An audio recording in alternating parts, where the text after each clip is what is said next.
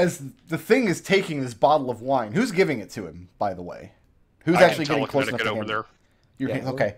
As he accepts the wine, Victor, through the psychic connection, it tells you that the water is not safe to drink. It's not pleasant. And at that, it like grabs the cork of this wine and pulls it out with his teeth and spits it at the water. And the cork, being spat with some force, where it hits the water around it instantly freezes solid. So it's like a disc of ice around it. And after a moment, it starts to crack and turn to slush. And it's just floating there ominously. A barrel or anything? Nobody fall off the boat. Okay, so that's why this canoe, it can kind of glide across the top. Yeah. That's why it's... Are there any barrels or empty containers laying around? No. Nothing. Do you have anything, Genie? Genie, do you have like a barrel in your bag? No. Why would I have a barrel? After it's finished the wine, can I just telekinetic the bottle back? I'm assuming it's not going to take it very long to drink. Oh, no, it glugs this whole bottle of wine down, lets it just roll to the floor, and it kind of slumps back against the wall. Yeah. I'll telekinetic the bottle back, grab the endless decanter, and fill it back up with... send it back over.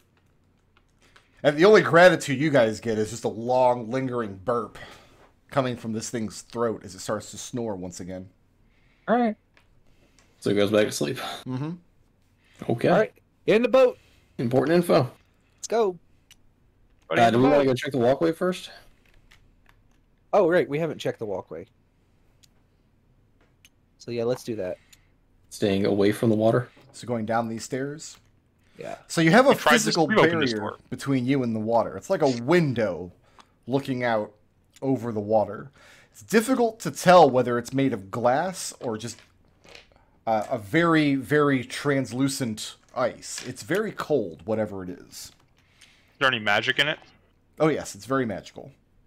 Okay. Glowing blue, isn't it? Something in the water itself is giving off a blue luminescence here in this little cove that you did not notice out on the greater lake itself. I feel like that's the cause of all the freezing.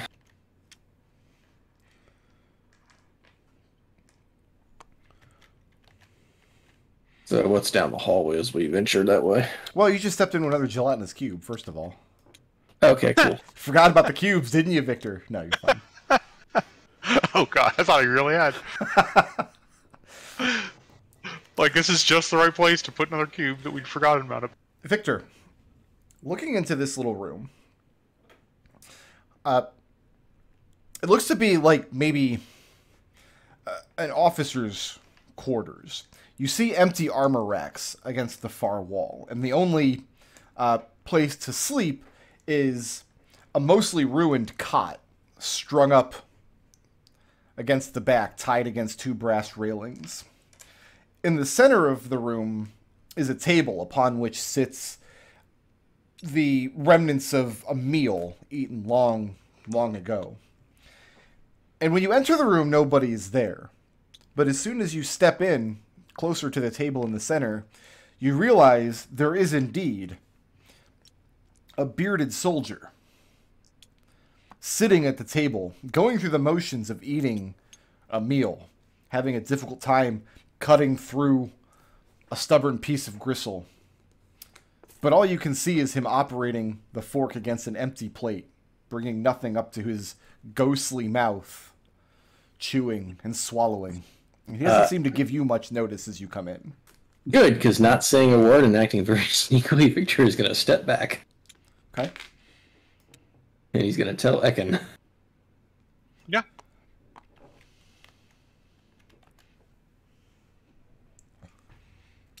Maybe you can talk to him. To Starganese or Ferniskin, sure. I mean, I'll just walk in and say, hello. Can you hear me? Can you see me? The man, the soldier, you seem to startle him. He's reacting to your words, but he's also reacting to something else. Some other presence that you aren't privy to. He drops his fork, clatters to the plate, and he stands up.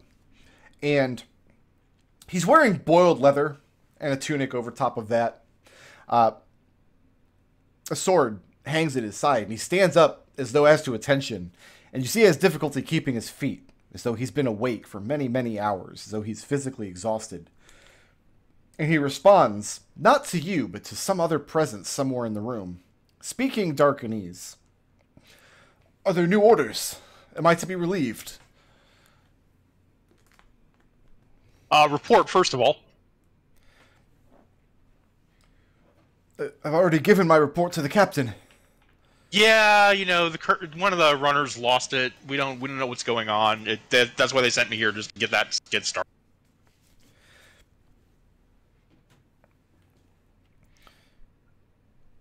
We've begun the emergency rations as ordered, and he says this with some disgust in his voice. Ekon grimaces. He means people. Yeah. There's been no movement from the water. The lights haven't come back.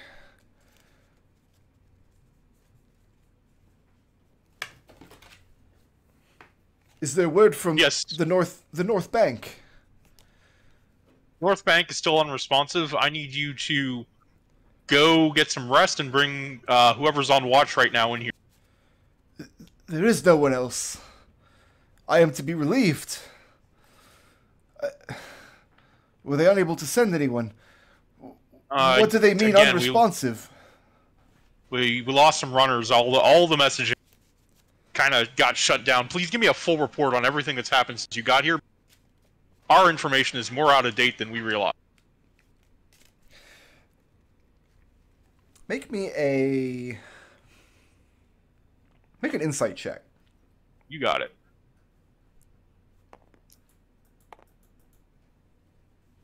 That's a 22. 22.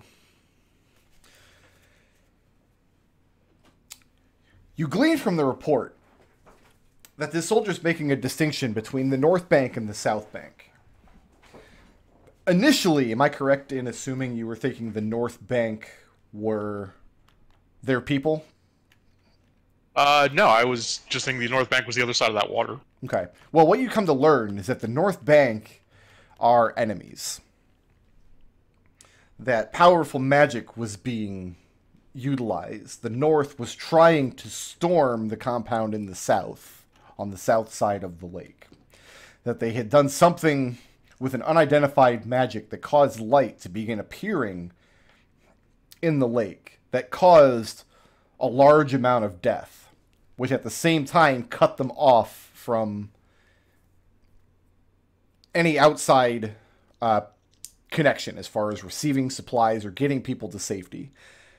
He's probably the last person that they had stationed here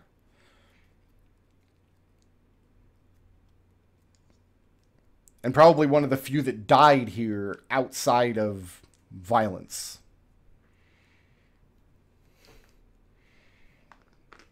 Okay. And his report how long is has he been nothing stationed good. Here? He tells you he's been... Actually, he gives you several different answers, as though he's giving you the report at several different times. He gives you... He's been here 24 hours awaiting relief. He's been here for 4 days awaiting relief. He's been here for over a week awaiting relief, and supplies are extinguished. He's been here close to 2 weeks awaiting relief, and he himself has nothing left to drink. He's beginning, and then from there, his mind begins to deteriorate until eventually this poor man died at his station of starvation.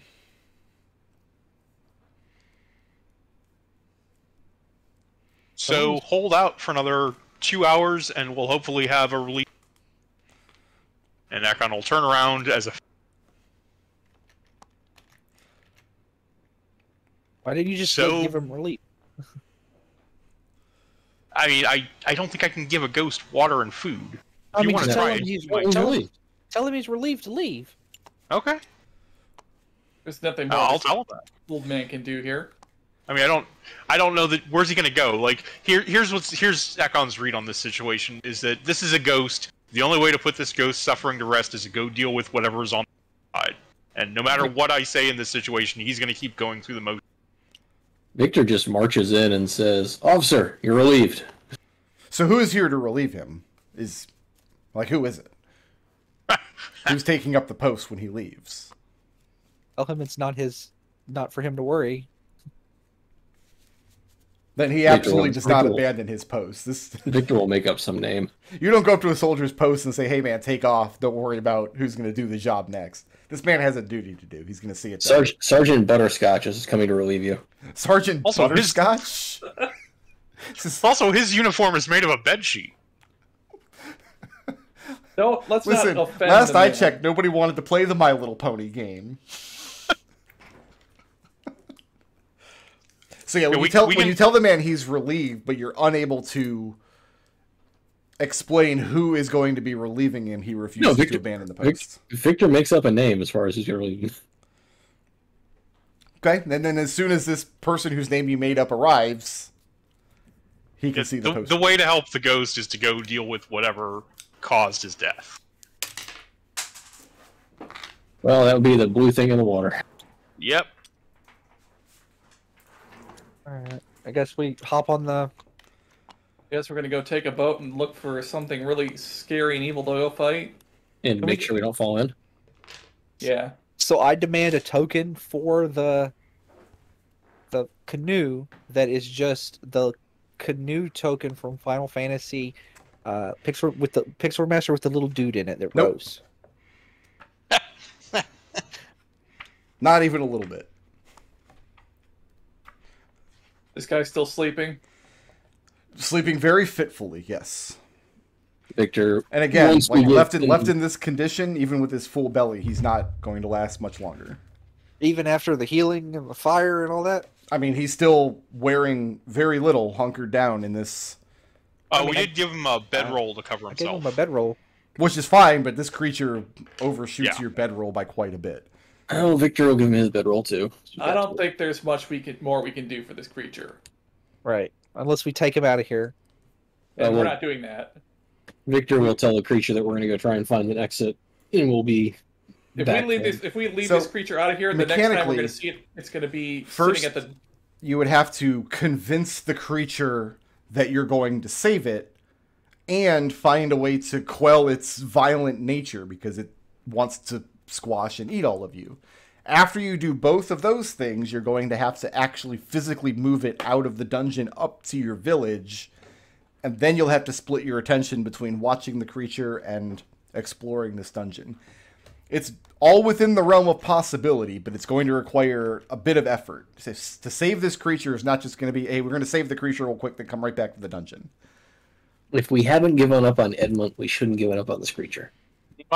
My thought is maybe there's another way out on the lake, and we can give him the canoe when we're done. Yep. So let's go check the lake. Woo, So, on the boat. Pushing the canoe I into am the in- water. I am entirely unconvinced that this creature won't try to kill us the second it feels like it has the upper hand. Well, I'm telling you, you could convince it of that. It would require some checks, and it would require some smart talking, but if you could make this creature understand that you intend to save it, as long as it doesn't bring violence upon you, you could save it. It is an option. It's on the table. Okay, well, it can't understand me, so there's not much I can do there. That would, I'll be up to Victor, and that doesn't. Do we think it's going to die within a matter of like hours, or With a matter, days at this point? if this was a person in this condition, within 2 hours he would be dead. This creature is quite a bit bulkier and has larger stores of fat, but it is also freezing. It does have a nice smoldering remains of a fire keeping it warm currently. Oh, we'll burn the consecrate. Yeah, we burned the consecrate. The fire's going. We can start a new fire. But over the course of a couple of hours, I mean... Yeah, Yeah. a couple of hours is all I want. Okay. We just need to buy it time to go out and come back.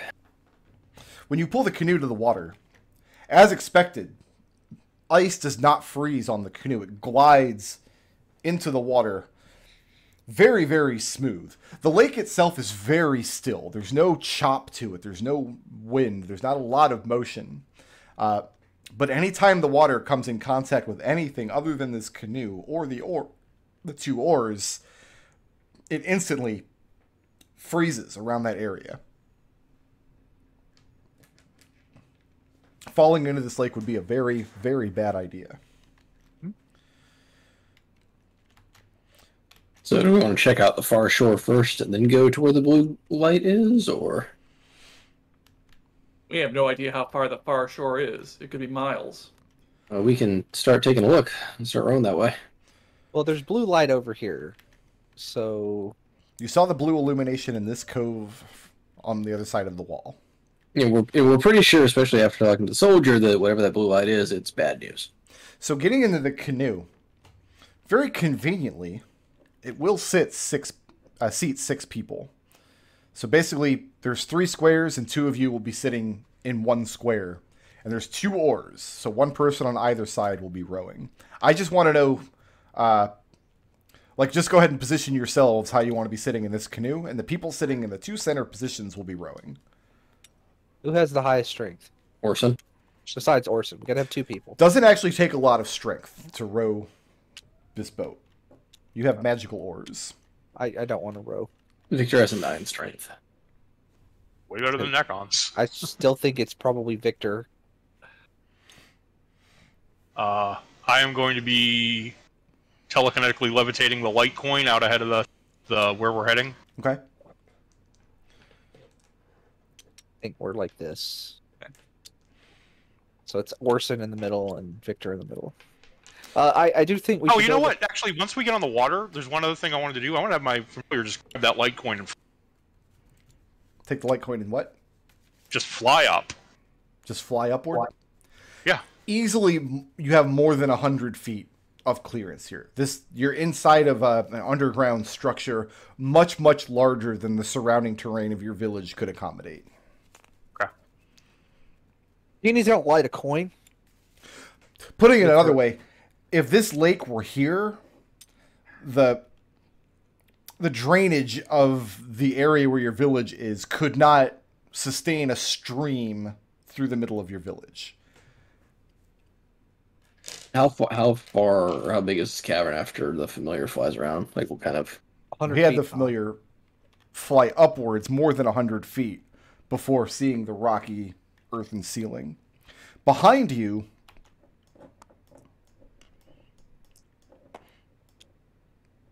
the lake stretches off, revealing a large stone column.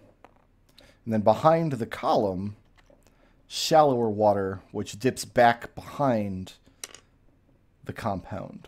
So you can see the faintest of blue light emanating from back behind this stone column. What about to the other side? The other side, for all intents and purposes, it is a rock wall going forward. So I think what we should do is check out this blue light over here, and I have an idea of how maybe to do that. If the light is emanating from under the water. Yeah. So instead of like moving all 6 of our things, why don't we just get like a... Why don't you move all 6 of your things, you lazy ass? Fine. We can move all 6 of the things. Them all. So Orson and Victor are rowing this canoe. And it's a very pleasant experience, actually. It's somewhat different from rowing in a lake or a stream that you're accustomed to, but you're not sure you could articulate exactly why. Just something about the oars. You don't feel any of the friction of the oar against the water as you push against it. And then the canoe also seems to be traveling a little faster than a standard seagoing vessel of this type. It's going a little bit faster than you would imagine your rowing should be propelling it. Getting over here, the blue light is brighter and brighter. Is it coming from underwater? Underwater in this area over here. So in this square. Is there any place to stand that's not in the water? Is it like a shoreline or anything? Stand up in the canoe. I think we should park our canoe right here. I think Ekon, take your. So how murky is the water? It's crystal clear, actually. It's very, okay. very clear water. And looking down as you get close to it, you can see, not sure how deep the water is, difficult to tell, but laying in the bottom and giving off the blue glow, is a silver disc. I'm going to see what my dogs are flipping out, and I'll be right back.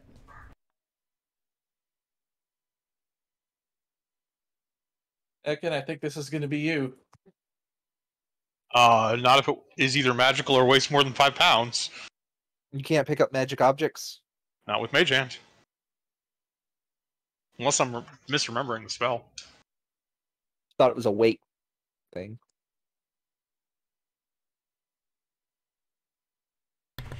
Okay, Edgar was yelling at Lulu because Lulu was eating lunch. It just says manipulate an object. So yeah, at the bottom of the water. Oh, it can't activate magic items. Yeah. Sorry. There's a silver disc that is giving off the blue glow, the source of the luminescence. How deep is the water? Difficult to say. I'm going to... How big is the disc? Difficult to say because you're not sure how far away it is. It could be a couple of feet. It could be 50 feet. It's just really tricky to tell. I mean, I think we should just pull the canoe up above it and try to reach out and touch it with Mage Hand and see what happens. Sure. Ginny, watch me for magical auras when I do this. Okay. And I'm gonna try and manipulate it with. I'm gonna try and manifest a Mage Hand to it and pull it up. Now, Mage Hand is a spell. Is it actually an invisible hand? Yep. Because I have mine through the psionic telekinetic bonus, it's an invisible hand. For Okay. most wizards, it's a visible hand. So reaching down, ice crystals form up, and you all see the shape of Ekon's magical hand encased in this ice. And when that happens, Ekon, you lose the ability to manipulate it. And it just falls onto the surface of the water and bobs there comically. Yeah, That can levitate, decide. Genie? Hold on. Let me... I have an idea, but I have to see if this would work. I have rope and a grappling hook. Well, If okay. it freezes, All right. I can select an object. I can target an object. I'm going to use one of my level 2 spell slots. And I'm going to cast Levitate on the object. Okay. So if it's within 60 feet of me. So the idea is to levitate the object up out of the water? Yes. Bear with me just one moment. Let me mark off this level 2 spell slot. Been holding on to Levitate in case I get to like ineffectually cause like some melee monster to just sit there and like flail 20 feet off the ground again. Nope, That only was amazing. scary whispers and oozes in this dungeon. Yeah, no joke. So, you grab hold of the object with your levitate spell, and you start pulling it up through the water. And after a few moments, you realize it's not a disc, it's a large, shallow basin. And you realize that the bottom of it, which you've been looking at, looks like it was damaged. Like this basin was once placed on top of a column or a holder of some kind, and it had broken off and sunk here. And you pull it up out of the water, and instead of water just dripping off of it, it actually forms icicles. Reaching down. Levitate can lift 500 pounds, so I'm going to say that Yes. it's strong enough to break these thin, spindly icicles. You pull it over to the boat, and you have this broad silver basin. How covered wide in a- is it? How wide is it? Maybe 2 feet across, so fairly wide. is the blue light still in the water? No, because the silver basin is giving off the glow. So as you pull it How up, much the water light is it? darkens. All right. Watch me for 10 minutes. Well, first thing I'm going to do, right, is I'm going to touch it with a gloved who's Wait, just wait. Before you do that, Victor is going to take out a copper piece, and he's going to toss it into the water away from the boat. It doesn't splash into the water because as soon as it hits the surface of the water, it flash freezes around it, and the copper coin so the base is encased in this little disc of slush. So the base is not responsible, though. I'm gonna so Jeannie is wearing gloves Okay. because it's part of her armor, but she's gonna touch the basin.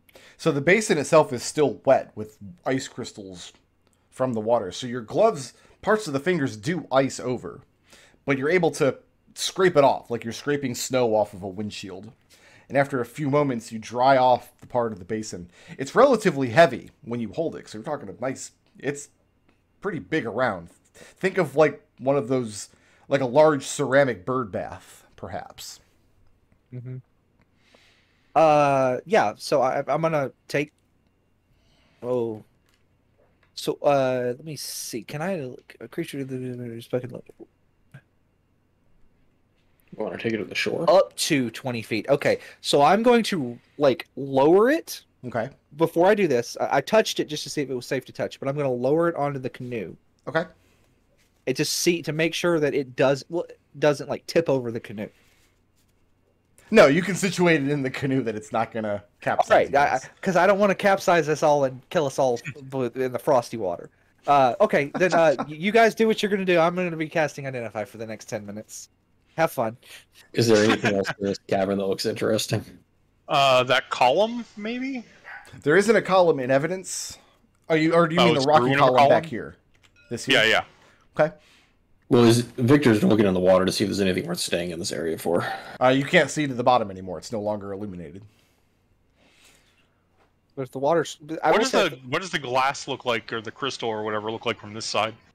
It looks the same. You see the same room beyond, but you no longer see the soldiers sitting there. Okay. I will say that if the water is crystal clear, then no, we can't put the mage hand down underwater because it froze and then comically rose to the surface. Yeah, the mage hand. Well, I guess the mage hand itself is gone now, but like a hand-shaped ice glove is still floating there. Could we get a light source under the water? I mean, I can make. If there's an actual item down there, I can cast a light on, like a rock or something. Is there any like loose pebbles or anything? You can't see the bottom anymore after pulling the basin up. The basin itself is giving off a soft blue glow. I can mean- make infinite light objects. Yeah, but they bounce off the surface. Oh yeah, they would because they have to be tiny. I can make a ton of light, but I think we can save that. Yeah. Like, how much do you want light? Because there aren't many settings between torch and, oh my god, the sun has descended into the me. Like, oh my god, my eyes are on fire.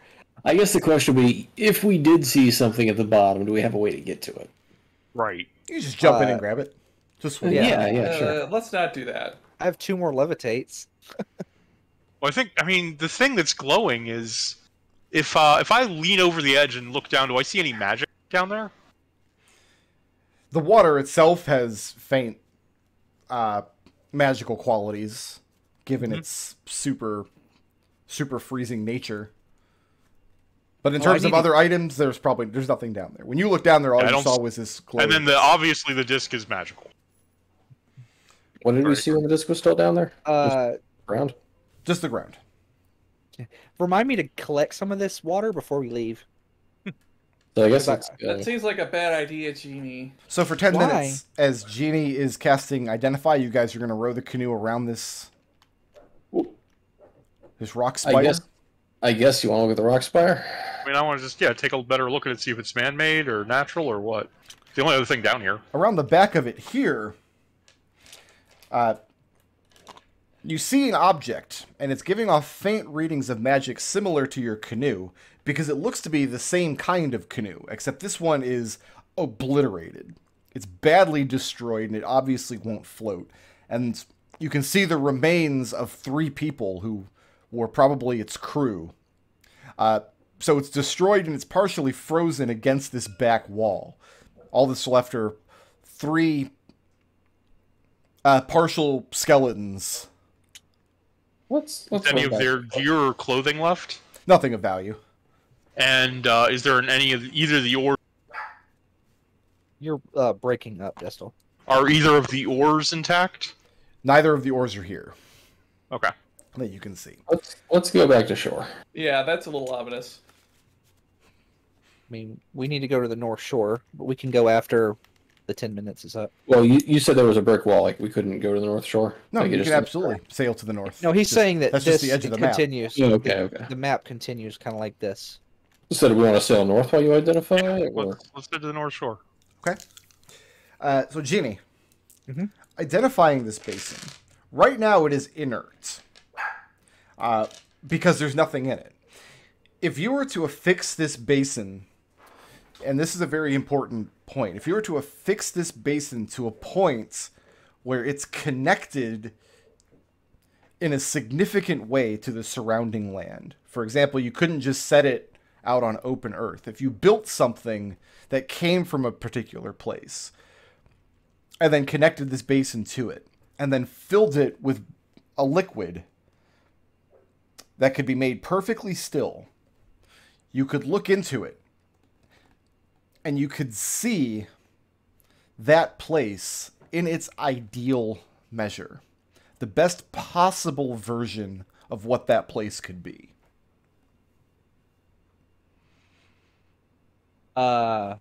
Not sure what that means, but okay. So, for It's an example, al- if you were to bring this back to your village and affix it to something in the center of the village, say, you could see exactly what the best version of your village would be like, and who would be living and working there, and what you would produce, and what you would build, and who would marry who. It's an optimistic mirror of insanity. Okay. I'm Well, not sure I even consider that something I would want to know. That's the basin is inert, you guys. Because it's a cursed item. It'll kill you trying to get that. Well, it doesn't say. I would know. Identify tells me if does identify tell you if things are cursed. No. Yeah. I just meant it's cursed in the sense that once you see the perfection, you'll die trying to get it.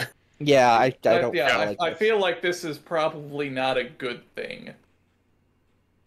but I mean, I'm interested. I'll probably hook it up when we get back to the village. But This is a bad idea. Let's plug it in.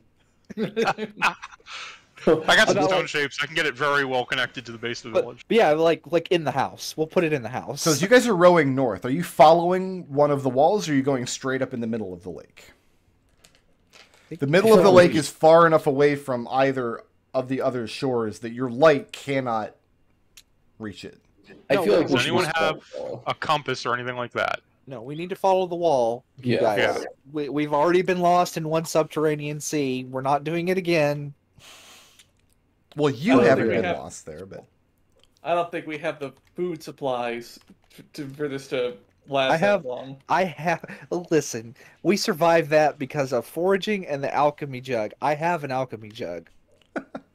Since a way better forager than anyone on that trip. so after 10 minutes of travel, Genie, your identify spell goes off. Yeah. How much time in terms of, let's say, hours are you willing to continue rowing north? Keeping, I'm gonna say 30 feet away from the eastern wall. How long was it until sunrise when we came down here?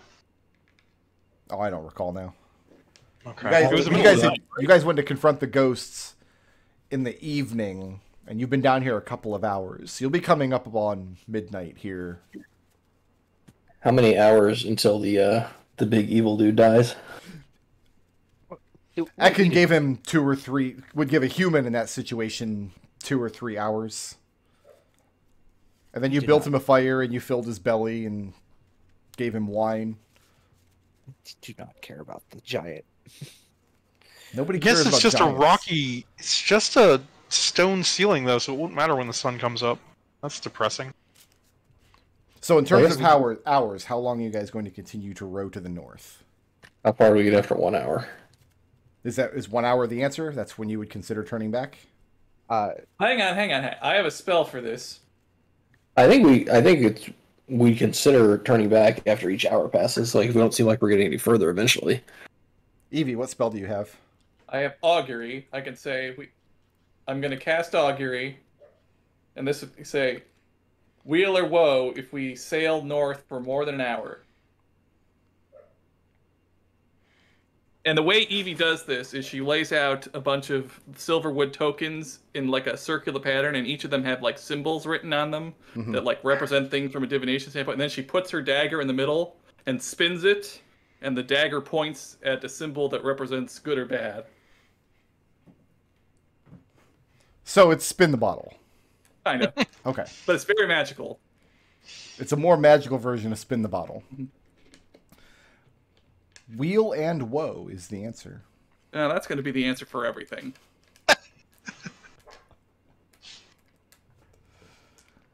I don't know why you bothered to make the other tokens. Well, so keep in mind, one of the possible answers is just nothing. So you'll at least get something. There's 4 possible answers. One of them The is next just nothing hour. for Okay, so results that aren't you especially asked about the bad. next hour, right? Yes. I asked if it would go for more than an hour. Very vague question to ask it. I mean, I guess we should... I mean, that means something will happen in the next hour, so let's go. Let's go embrace something. After about 90 minutes of rowing, and it's very quiet, and it's very cold, but it's also beautiful in its own way. This strange subterranean lake.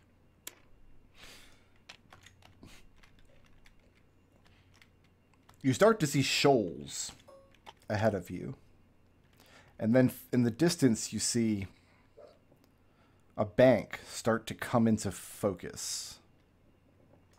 Does it look like the bank we came from?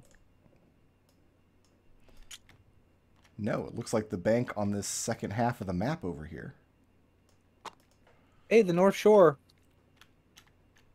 So, We've always been about at war 10 with feet the ahead of North you of your canoe, you have this row of shoals. Wouldn't be impossible to navigate, but it's probably going to be a little bumpy. And then maybe 20 or 25 feet beyond that, you see what looks like a shoreline starting to come into view.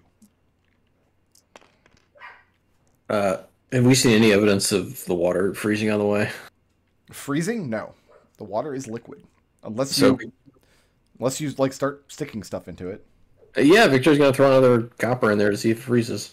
Every time you throw a copper at it, are you actually erasing these coppers from your loot sheet? I want to know how much Yes. you're spending.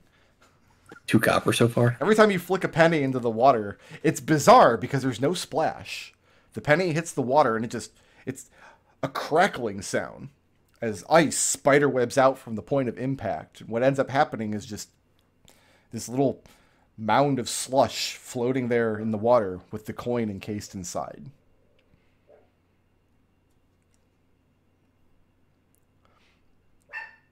Well, this is some powerful magic. Genie, Yeah, you're at the front of the canoe. I guess. Give me a perception check, please.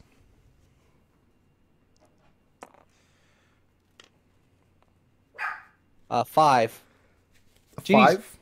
Jeannie's looking at the Why would Genie be at the front of the canoe? guy. Wasn't. Ekon moved back to hang out with Evie to give her room to cast her spell. So like, yeah, no. Jeannie's paying attention to the basin. She's not looking at our surroundings. Okay. Yeah, you guys are approaching these shoals. So Orson and Victor, it wouldn't be impossible to navigate the canoe through these shoals ahead of you. But it's going to take some dexterity. And then beyond that, you see the shore start coming into view. Let's get some light out there so I can telekinesis this thing 30 feet out. And it's got 20, 40 radius. Ekon, give me a perception check, please. You got it. As you send your familiar forth.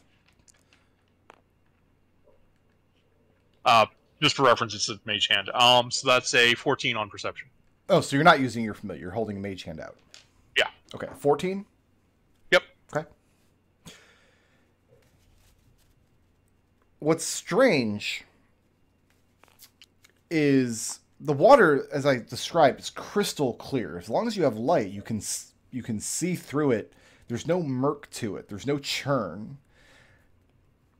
However, you would expect to see rock formations in the water here. You would expect the water to be very shallow where you are to see shoals like this, and you don't. It's almost like these rocks are just floating here.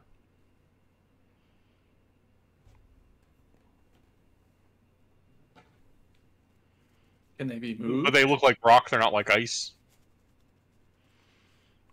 They're not the correct color to be ice.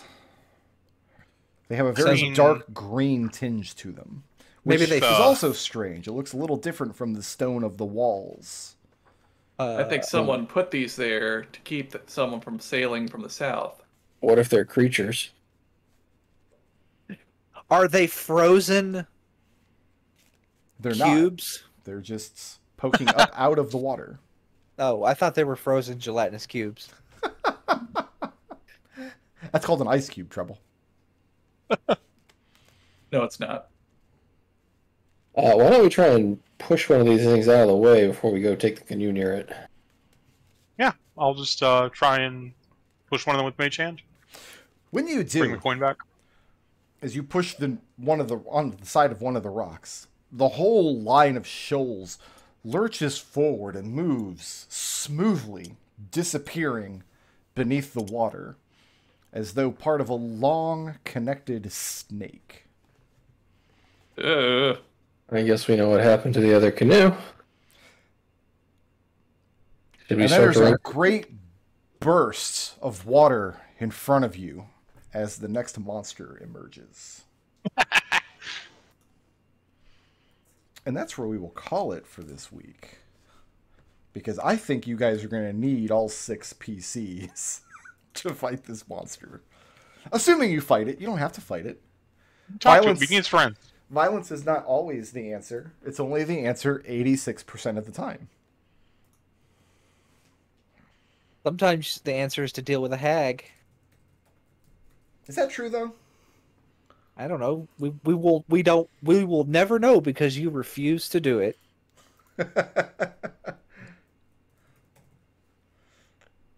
So let me go ahead and make a straw poll for the week.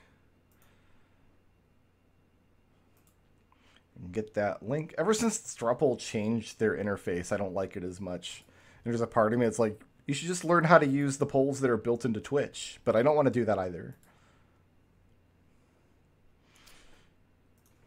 So there is a straw poll. I'm going to go dark for a second because you guys did earn a considerable amount of experience from encounters this week. And I have to do math. And there's only 5 of us. So you guys think about some blips, and I'll be back in a couple minutes. All right. Who was creative this week? Genie for throwing a firebolt to find a gelatinous cube. Yeah, I'll That go with was that. pretty good. Who furthered the party's goals? I'm going to put forth Victor for trying to talk to the monster.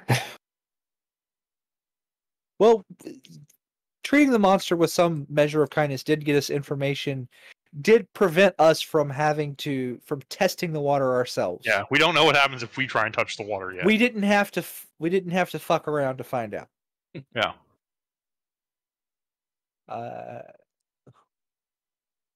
Who was the badass?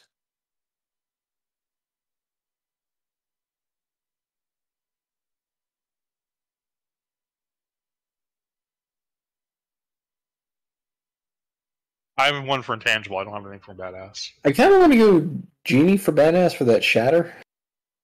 Yeah, that was pretty good. Right? And for intangible, Victor for starting in the queue. Oh yeah.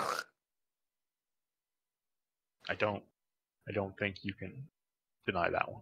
That was a joke, and I'm sorry that I put that in Ricko's head. Well, the funny part is, like, I was expecting to take a crap load of acid damage. Yeah, nothing. I think it's like a relatively small amount of acid damage. It's not gelatinous We cubes. just killed the cubes really fast, so I think Yeah. they do damage like at the start or the end of your turns. Yeah, gelatinous cubes are, I don't think, very dangerous at the level we're at. They can still hurt you. Oh yeah, they can still hurt you, but it's just some I think it comes down to how strict you play the invisibility, honestly. Like, technically, do you need to roll at disadvantage for every attack because they're invisible? I would say no, because like they are literally the entire square. What, They have an AC. a gelatinous Yeah. cube? Yeah. Yeah. So, Trying to figure out if you should have a disadvantage for the invisibility. I don't think it's literally invisible, but you can't see it without making a perception check. So I wasn't granting anybody disadvantage to attack it. I didn't think that was necessary. But yeah, it does take I up probably the would, but entire again, their square. AC is Garbo, so it doesn't really... Yeah, their AC is like 6. Yeah. I mean, if we don't want Victor to get 2 buffs for that, we can give Evie intangibles for getting Victor the fuck out of that mind bleed room. Let's see if I can give that's you guys some experience with Lulu in my lap. She's having a hard day, guys. Somebody walk down the street. Oh, Yeah, no, poor my dog Lulu. had the exact same. My dog is in solidarity barking at someone walking down our... How dare they walk down our street, Destil? And it's awful because he climbs up on the back of the couch where he's not allowed, so he can see out the window, so he can bark at people for being on the street. Oh, see, we have an old, like just a big box that has cloth on top of it that we specifically put in front of the window so Lulu has a place to sit and bark. we encourage this behavior, and I have no idea why. All right, so for 2 cubes and 2 doors and 2 gallows speakers. Gallows speakers. Gallows speakers. Each of you earn 1,200 experience points. 1,200. Yeah, they're a pretty nasty monster from the Van Richten guide. I buffed them in the sense that instead of just being like a monster that's in the room moving around, just each turn they randomly jumped to one of the corpses and you guys had to figure out which one they were in. But I nerfed them because they're supposed to do that like psychic shockwave nonsense. It's supposed to target one person, and then if that person fails, it hits 3 other people in range. And I'm like, maybe 1 other person in range is enough. Yeah, That's nasty. high. So would my idea that I didn't get a chance to do if I just burning hands a bunch of the corpses so they can't be jumped to have helped? That was my thought designing the encounter, was to see if you Okay. guys would just kind of start frantically attacking random corpses. That was what I was going to do before I was ordered to light them up. But no, it wasn't. I wasn't like I would have had them jumped into a burned corpse. I wouldn't Okay. bother me none. Having half of the party stay out of the room, so I had fewer targets. All right, who wants to make a case for some blips? I can go. I can go. I heard Genie first, and then All right. Ekon. Chaotic neutral. When in doubt, go with your gut. For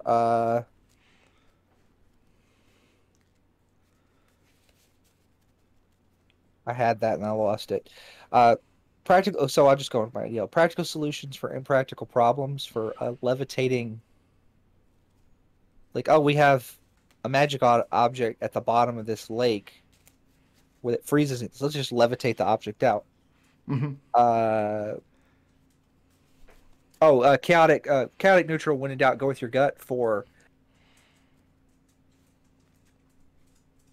this sounds like it could potentially be cursed. Let's plug it up and find out. Your That gut could tells also you just be if it's magical, you want to bring it home and yeah, if it's magical, I want to see what it does. take it home and plug it in. And Then your the ideal video- was the levitating it out of the water, okay. and then the video. All right, and what does Ekon have for me? I've got Lawful Good, the Shining Words of Air, lay down a path for us all for clearing the magical darkness from the crypt. I think I have- technically, if they had gotten more turns after that, the darkness could've would have made more crept back darkness. in. Yeah, I think Okay. so. I've got my ideal, give me a reason, giant. And I've got my flaw, I'm sure there has to be something good over that next hill for trying to freeze a door he assumed was going to be a mimic to the wall. Like pointing a giant ice gun at a mimic, that's got to work out well, right? I think that might be my favorite stupid thing in this dungeon. How this is a wall and there's just a mimic on either side of it that's a door. Sorry, I really enjoyed that. And then initiative. All right. And you other two guys don't want any blips, right? No, I'm good. Victor, what you got? So for our ideal seek the truth no matter the cost, that would be going to investigate the statue. Pretty sure it was going to come to life and kill us. It didn't, though. It didn't. I was surprised. It's the only thing that didn't try to attack you. For valuing knowledge over people, that would be trying to communicate with the smashy smash thing. The smashy smash thing. Is that what we're calling it? Giant troll, whatever it is. Giant? Eaten. It only has one head, right? It only has one head. Okay. Maybe the other one fell off from frostbite. Maybe. Well, then I would have had to describe its gruesome neck stump. You missed out on that one. And it's not fun describing body horror if McDohl's not around to get squicked by it. Alignment, the ends justifying the means, wanting to save the evil creature so that they can harness its power and information. What power do you think this evil creature has? It's big and it's strong, and it'd make a really good guard dog. Okay. It can't walk. Our dogs need feet. I heard Genie offer to build a robot legs. I have You the go in socks. And then I'm going to ask for a pity blip for starting in the cube. Nah, I don't think so. Yeah, I don't know. That's all I got. No pity blip. no pity. I don't pity you that much. I look at it this way. You should be excited that you got to start in the cube. What does he? You had an adventure. What does Evie have for me? Evie has alignment chaotic good. You mess with my family. You mess with me for diving into the ice room to try to save her sister from the door. Okay. Her ideal must become a leader that others can believe in for asserting her authority to get Victor out of the room. And then flaw no one understands for not really wanting to help the giant smashy man. So Evie was all for, you know what? We gave this thing some wine, just let it drift away, that we don't have to deal with anymore. Whereas Genie and Victor are, let's take this thing back upstairs and see if we can tame it. Do I have this give it correct? some nice robot legs. Especially considering that these villagers are racist against other humans for having, like, the wrong eye color and stuff. We're going to drag this big flabby giant upstairs and tell him to deal with it. Get some robot legs, maybe mount a cannon on his back. Right, it's a big flabby giant that's now part cyborg. No, listen. Victor has tried to make friends with normal people, and that's not working. This is his last chance. Genie doesn't care one way or the other. It's just like, well, if we do this, I can. She's just laying it down so that everybody else can make informed decisions. Who had the most creative solution to a problem this week? That was Genie for firing firebolts down 5 foot wide corners. I mean, it worked. It worked every time. That's why you take firebolts. It's not just because it's a D10 cantrip, but because it can target objects. Right, Eldritch Blast doesn't work just the same way. Neither does Magic Missile. Oh, it's not a cantrip, though, in this edition. Who did the most to further the party's goals? Was that? That was Victor. For talking to the giant and finding, at least getting information about the water. Yeah, we did. Like, we didn't have to mess around with the water to figure out that it would. One piece of useful information for you, yes. Yeah. Who was the badass? They said that was. It was Genie for that shatter. For the shatter spell? If you're going to defile a crypt, do it right. Yeah. And 1 blip for intangibles. We say Evie for that one? Yeah. You're the one that said it, that proposed it. Yeah. I vote Evie for getting Victor out of that room and not letting him die. Victor, she ordered Victor to not die. That sounds like something she'd do. More than that, somebody finally listened to her. That may be at first. And Victor has our straw poll. So blips are worth... Let me double check. We're level 8. I just leveled up last time. So we're level 9. I'm level 9. Yeah. So blips are worth 533. Everybody's got 6 except for Jeannie. You earned 5. Do you just want to come in next week with 6? Yeah. Okay. Victor is rolling over 5. Evie is rolling over 5. And Ekon is rolling over 3. Well, I'm only... Oh, no. You're right. Sorry. So for reference, if you're going to try and level to 9, the experience you need is 48. Why? Wait, why am I rolling over 5? I thought I only got 4. All right, so I 48 and they're 5 Evie, to 3. you I'm claimed 3, gonna go to 3 blips to level up then. Oh, I'm sorry. I gave one of Ekon's blips to Evie. Evie, you I roll got 3, I think, right? You each roll over 4. I got 4. Yeah, you're right. And I'm going down to 3 out of 6. And... You're going down. You're coming next week with 3 blips, so you can level up. Okay. Yep. Victor is leveling up. Evie's also leveling up. Are you guys coming in next week with 6 blips, or do you need to cash those in? Evie doesn't need to cash any in. Okay. Victor will come in with 6. All right. Go ahead and level up to 9 if you've got the experience to do it. What are our new reputations for level 9? Victor, are you taking level 9 in Rogue? Yes. I wish I could do 9 in Rogue. I can only do 8, though, because somebody made me start off as a noble. I wouldn't do that. So what is Victor's reputation for level 9? I think we decided I was going to go with Friend of Goat Herders. Friend of the Goat Herders. Friend of Tech. And Evie's also leveling? Yep. And what are you taking? Noble. And what is your reputation for level 9? That is a great question. I've been thinking about it all week. The best that I could come up with is Unbreakable, because she has been consumed by water elementals, mauled by a Lukaroo, mauled by a bunch of zombies, hit by a train, and she is still alive. Are you sure you don't want to go with Distasteful because nothing seems to want to swallow you after they get a bite? 4 enthusiast. Oh no. No. Sorry. Right, so we're going with Unbreakable because every monster just seems to love destroying you. She does get hit the most. I think she has taken the most hits out of anyone in the party. For some reason. I do have a little bit of mental calculus that I use to determine who monsters decide to attack. And Evie just always looks like a choice target. And it always seems like she's standing right in the middle of things. So... I might just have some unconscious bias that I need to see Princess Garnet's sprite destroyed. She has the lowest hit point and probably the lowest AC of the party.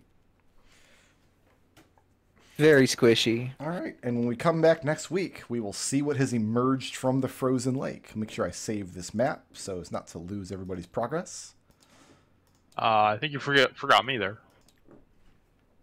Oh, did you level up to 9 as well? Yeah. Oh, okay.